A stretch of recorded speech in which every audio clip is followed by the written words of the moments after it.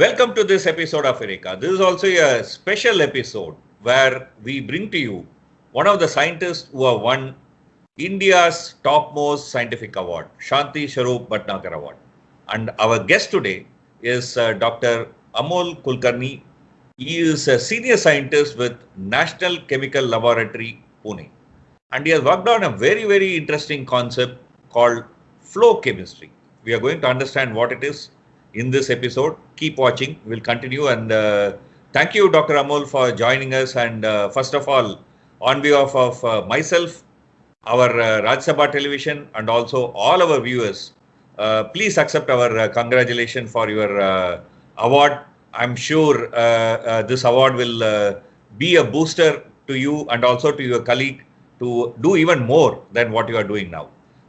Let's start with a simple question. Before that, let me read your award citation. That is the reason why you have been selected for this award this year.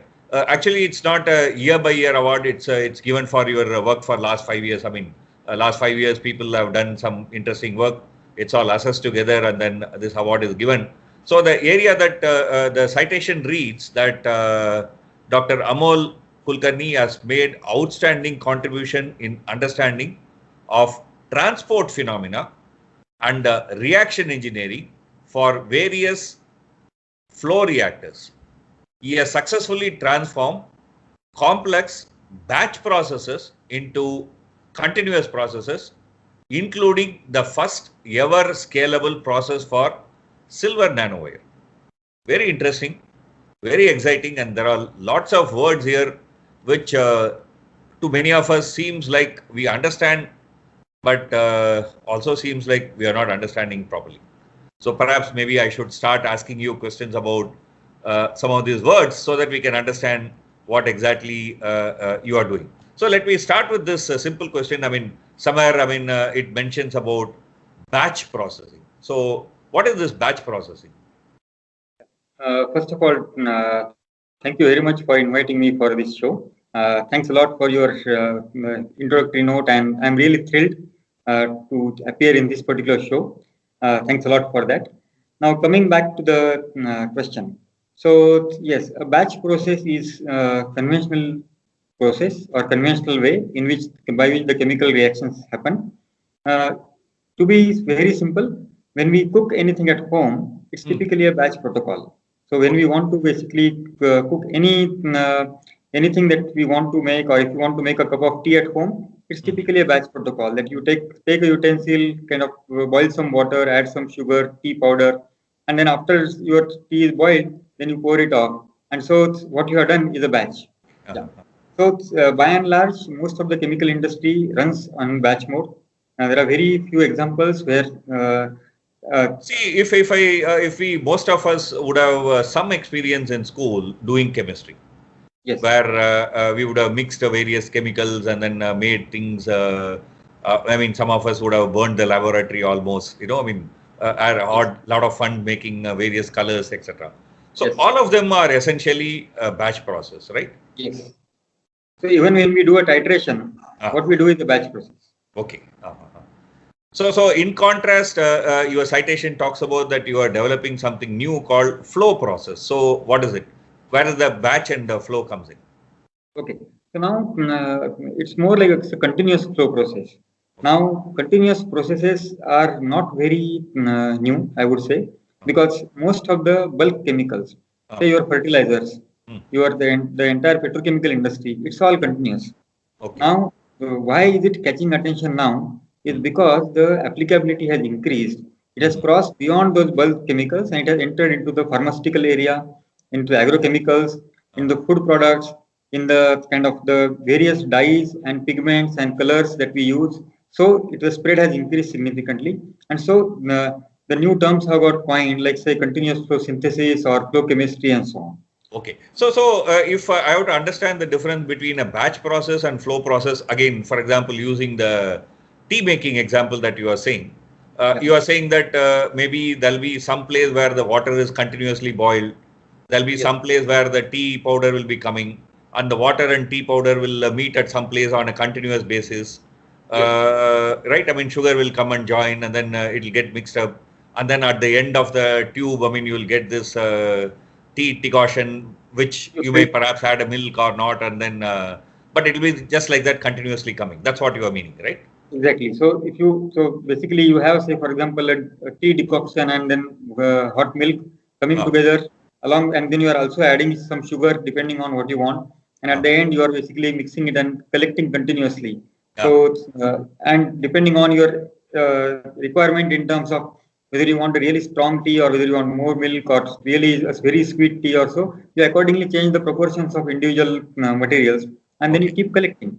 That is what simple continuous process. The second point in your citation talks about is transport phenomena. So what does that transport phenomena mean actually? Okay, so let me come to, so this transport phenomena has a background coming from physics. It's a fluid dynamics. Okay. So because it's a flow chemistry or continuous flow process, here the fluid dynamics comes into picture. Okay. Now transport is something which is flowing. Phenomena is something which is happening. So now when something is happening, say let's assume that you are having one stream of hot water mixing with a hot another stream of hot milk, and the temperatures of one is, say, it's somewhere close to 80 degrees, the milk is at 30 degrees or 40 degrees, and it is mixing together. So what will happen is they will flow. That is number one. Second is that when they come together, they will mix. So when do you get a complete mixing or inhomogeneous mixing? That is what decides the mixing time. The third is basically the heat transfer time. So basically one is at another 80 degrees, second is at 40 degrees. So when they mix together, depending on the proportions in which they are mixing, the final temperature will be different. So that is the heat transfer time. And so then now if the phases are immiscible, then they have to also kind of flow together, but they will not mix to that extent the way it's for the homogeneous case. So these are all the phenomena happening at different times. So the time scales become very important, and so it is called transport. That your various phenomena are taking place at different times, and so the slowest phenomena controls everything. The fastest doesn't control. It's the slowest one which controls. Fine. Something like the people say that the strength of the chain is the weakest link. I mean, yes. that is the strength of the whole chain. I mean, that people say. That's a very interesting. More analogously, let me tell you. So if you are driving on a road, and then basically let's assume that on the road there is an elephant walking. Everything will have to slow down because that time scale is the longest time scale. Yeah. So in the same manner, when so many fluids are flowing together, so even if my expected result is something, it will be always controlled by something which is the slowest phenomenon. Okay. Very nice. See, I was also reading up some of your work, I mean, which has contributed to you being awarded this award this year. One of the things talks about solid flow.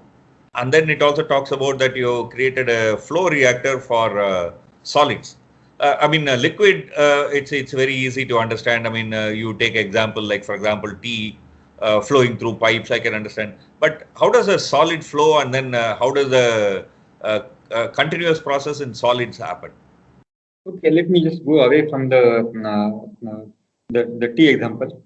Now so when we want to make, say, any colorants or dyes, so we all like to wear shirts and all the fabrics of different colors. Now all these dyes, they are typically either liquid dyes or the solid dyes. And most of the times the reactants which are involved in making these dyes, they are largely solids. So how do you make the solids react with each other? That is the first question. Second, these reactions are typically exothermic, in the sense when they react, it generates a lot of heat. So it means that you have to be very careful while doing these reactions. So one of the practices that industry follows is that you use a lot of amount of solvent. Largely, depending on the reactant that you have, you add a lot of water because water has high specific heat capacity. So it can absorb that heat. So and then you basically have a suspension of solid and liquid together, so which will kind of react over a period of time. Now what happens is that typically when you carry out such reactions with a lot of solvent, actually you are reducing the rate at which reaction happens because you are diluting everything. When you are diluting everything, typically the rate of reaction is a function of concentration of the reactants and the temperature. So now if you are reducing the concentration, automatically you are slowing down the reaction. Now when you slow down the reaction, what you are also doing is that you are occupying your reactor for a very long time. For the same production capacity. So we thought was that so this concept is not new. So there are people have been using some mortar pestle to kind of grind something and show that some solid products can be made and all.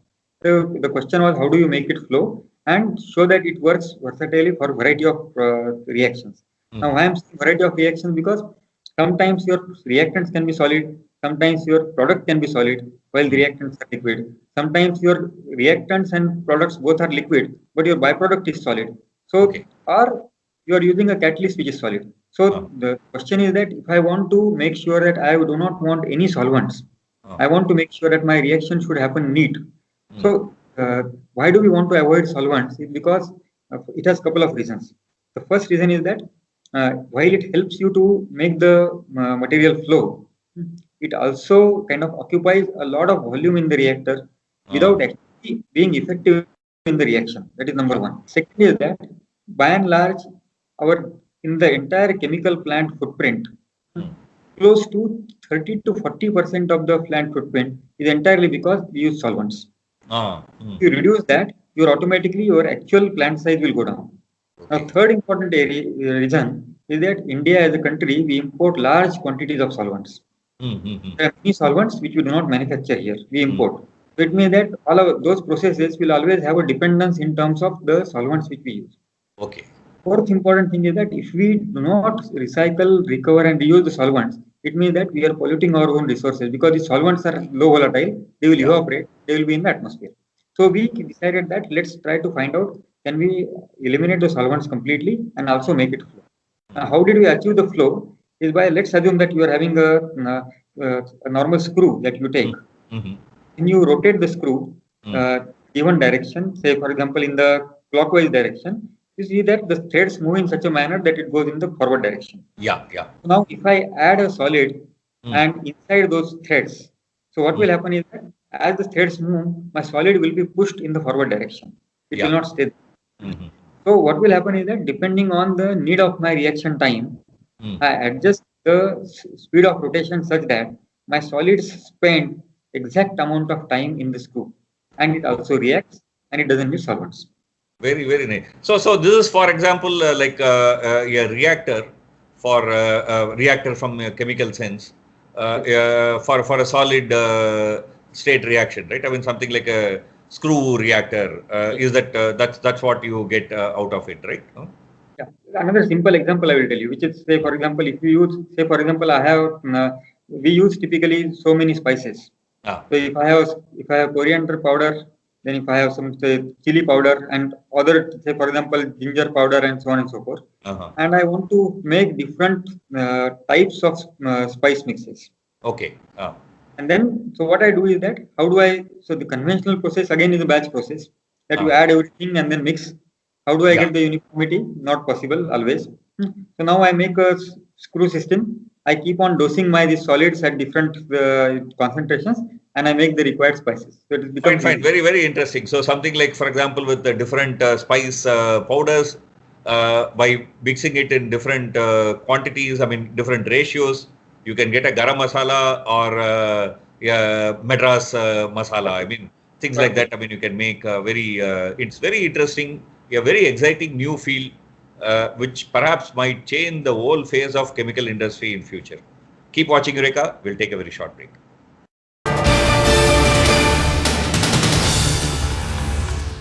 Welcome back to Eureka. We are having a very interesting conversation with Dr. Amol Kulkarni. He is a senior scientist with National Chemical Laboratory, Pune. And recently, he has been awarded with Shanti Swarup Bhattakar Award, which is India's topmost scientific award.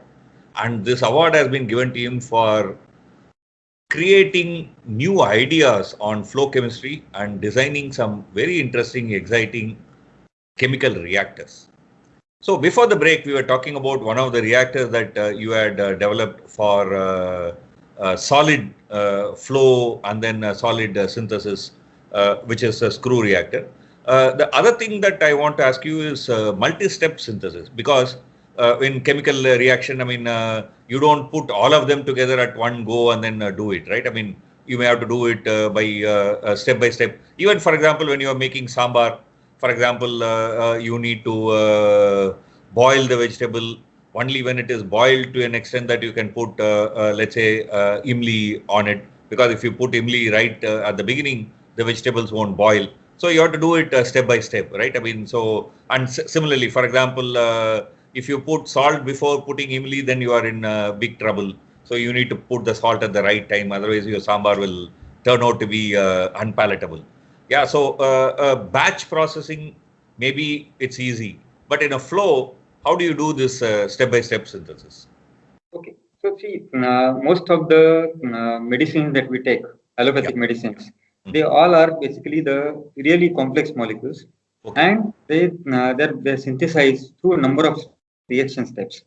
Sometimes those are 2, 3, sometimes there are 20 reaction steps. Mhm. And each reaction steps practically needs very different set of reactants, solvents, catalysts, and also the conditions like say temperature, pressure, and the reaction time. They all are different.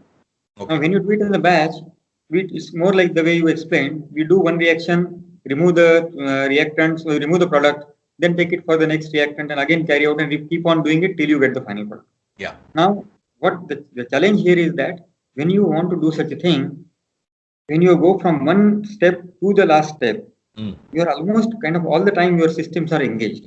Okay. Not only that, you do not know. Suppose, for example, in one of the steps, the reaction had not got completed in the given time. It is going to add that much backlog to the previous steps as well as to the next steps. So Yeah. now, that is one thing. Second important thing is that why do we want to do synthesis in flow? That's that point we missed. So see, whenever you do any exothermic reaction, it generates a lot of heat. Now, when you do a reaction which generates a very small, let me give an example. We were carrying out a reaction in the lab, a nitration reaction, where the reaction temperature is supposed to be, say, around plus 10 degrees centigrade. Okay. When we carry out that reaction in batch, in reality, I need to maintain plus 10 degrees. It means that my reactants have to be added at very low temperature because it's an exothermic reaction. It is Okay. going to generate a lot of heat. So in reality, I add everything, or I try to maintain the what the so-called surrounding temperature to something like minus 10, minus 20 degrees centigrade or so. Now this is, you can imagine when I have to do it for a 10-meter cube reactor or a 100-meter cube reactor, depending on what product I'm making. Because for sometimes the dies which are manufactured, those reactors are very, very large. Yeah. So you have to maintain that very low temperature for very long time. Now, what it is costing? It's costing a lot in terms of your lot of money is being spent on maintaining low temperatures for very long time. That is number one. Second is that by keeping it for very long time, you are allowing the product to remain in contact with the reactant for very long time. So it means that there is going to form side products. Okay. So when you form side products, you have to also, after the reaction is over, you have to separate the side products also. That's an added cost. So everything that you do adds a cost to the process. And now when you do that, eventually you realize that probably your process has very small margins, profit margins, as compared to what an imported material is available. So now the question comes is that how do I improve my process so that my profit margins increase and an Indian industry remains viable in that particular product. Okay. So the way we do it in continuous mode is that when you have small reactors which are having, so the bigger reactors have diameter of say 1 meter, 2 meter, up to 10-meter diameters and several meters of height. So the ability to transfer the heat to maintain the required temperature all depends on the area that is available for heat transfer. Yeah. How much? Yeah. So when you do it in large reactors, that limitation always remains. So a reaction which is carried out at minus 40 degrees centigrade for 8 hours, you can imagine the total amount of money required to maintain it at that temperature. Yes. Now, if there is a thumb rule in chemical reactions or reaction kinetics, it is not always applicable, but it is applicable most of the times. That when we increase the temperature by 10 degrees, the reaction doubles. So it means that if I have a reaction which is happening at minus 40 degrees centigrade for 8 hours, if I do it at minus 30, then I can do it in 4 hours. If I do it at minus 20, I can do it in 2 hours. Yeah. If I do it at minus 10, I can do it in 1 hour. And if I do it at 0 degrees, I can do it in 30 minutes. So you can imagine that we are able to carry out the same reaction in a much shorter time as compared to earlier. Now there is a penalty. The penalty is that when you do such a reaction, your amount of heat that will be liberated is the same. It is not going to change. So because of which, whatever that the heat that you are liberating over 8 hours is now getting liberated in 30 minutes or even shorter than that. So you need to be sure that you are able to remove that much. So it is something like, for example, the rain that fell on Hyderabad recently. The amount of rain that should have fell on Hyderabad for a year just fell on a one particular day. Then it's a chaos, right? I mean, that's a kind of problem that we are ending up with. Yeah. Yes, correct. So then the way when we go for the multi-step synthesis or any such synthesis, the first and foremost thing is that if a batch is carried out for several hours at low temperature, the continuous process allows you, because see now if when we do a batch, it is like for 8 hours I have to process this much liquid. Now when I'm doing it continuously, it means that something is happening over a period of time, and so I can continuously dose the reactants, which will go through that same condition, and it will always come out at the same time. So the reaction which we were doing at -40 for 8 hours, now we can do at room temperature in a couple of minutes. Now, so what it means, my reactor volume has gone down by that much time. So 8 hours divided by, let's assume you have 5 minutes. So 8 hours is 480 minutes divided by 5. That much ratio, my reactor volume will decrease by that much time. Almost 90 times smaller reactor I will need. So my reactor volume goes down, my overall efficiency increases. Now coming to multi-step synthesis. Now when you do one reaction, it is at say -10 degrees. The second reaction at 150 degrees. The third again at 70 degrees. So when you do a batch, you have to take a stop, separate everything, go to the next step, again separate everything, the reactants, products and so on, again go to the next step. In continuous, what you have is your reaction is taking place, then you have inline separation units, which allow the separation to happen, and only the required product goes to the next step. Continuously. And so the next reactant enters, it also reacts continuously. So you are not stopping anything. You are practically supplying the reactants or the raw materials, and you are collecting the product after 2, 3, 4, 5 steps in the pure form.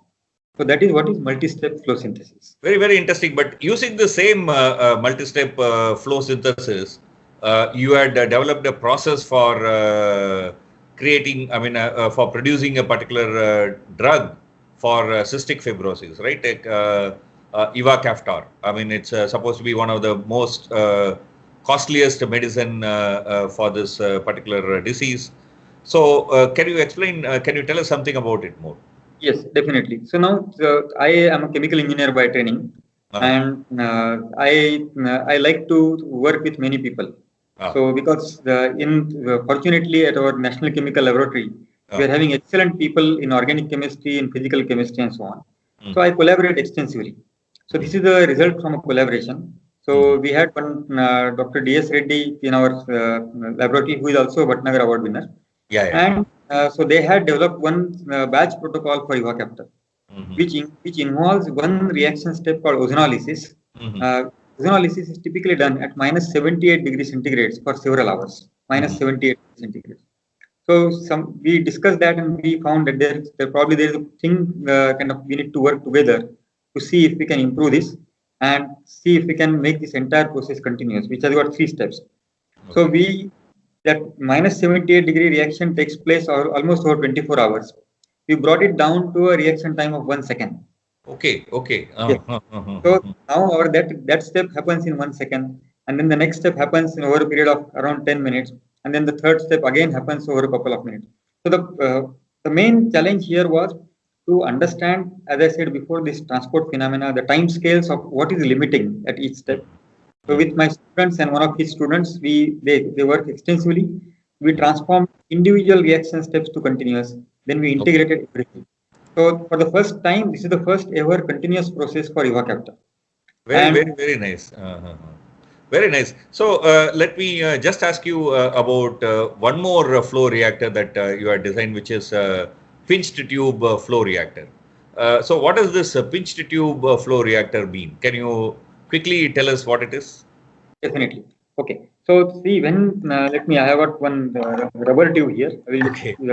use that to show you what I mean by this.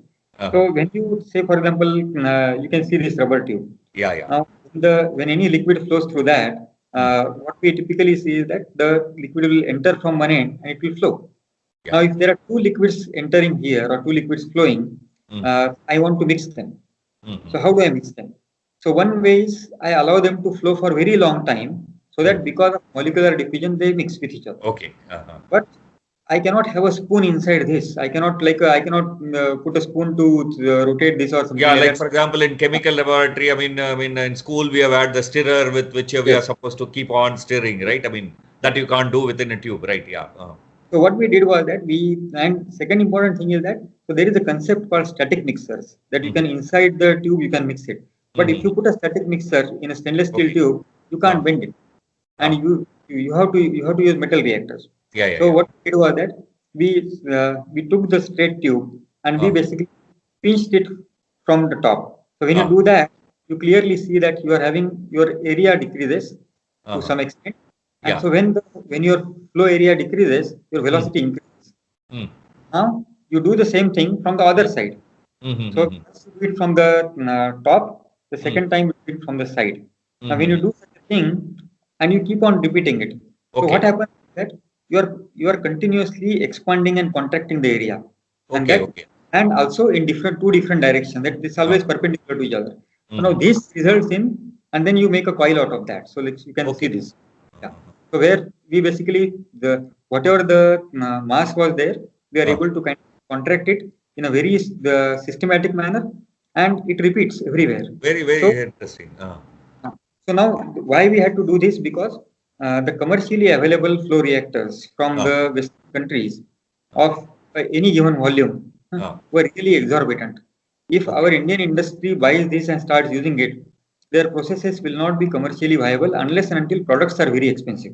Okay. So we came out with these kind of reactor concepts, which are at least 100 times cheaper than those. And we have these are all patented devices, so that nobody will have objection to anybody who is using it. Okay. So yeah, so we have even licensed these designs to a company. Very interesting. So one another question, we don't have much time, but just wanted to ask you is your citation talks about continuous processing or continuous process for nano silver wire. So it's like, for example, a process whereby, I mean, the nano silver wire can continuously flow out, right? Yes. So I will explain that. So basically, we also work on, as I told, I collaborate extensively. So with the physical chemistry group from NCL who works on various materials, we chose this as an example. And what we did was that we chose nanowires because all our touch screens of the mobiles or the iPads and so on, they all are made of ITO. That basically is the Indian tin oxide. So when what you want is a seamless conductivity and also transparency. So all the touch screens of iPhones and iPads, they all are having a layer of silver nanowires. And the ITO materials are very scarce. So basically, they will not be available after a certain time. They will become more and more expensive. Second important thing is that ITO forms a very rigid film. It doesn't form flexible film. But if I mix silver nanowires with any transparent material, I can make a flexible electronics. So, and at this point of time, there is nobody in India who is in this particular. We wanted to initialize something. So we developed a first ever process for manufacturing silver nanowires, which goes in the flexible electronics. Very interesting. We are now licensing it to two different companies, and so you will see in another couple of years it will be exported from India for the first. That's a very interesting point, and we don't have much time, so we need to also end this conversation. But we learnt a lot, we understood a lot about your work and how it is very interesting, exciting. Not only from chemical point of view, but also how it can give a flip to the Indian industry to come up with new ways. I mean, reducing pollution, cost reduction, and so many other aspects. Thank you for being with us in the show. And once again, please accept our greetings and congratulations for your award. With this, we will end this conversation. Keep watching Eureka. We'll come back with another interesting conversation next week, same time. Thank you. Thank you.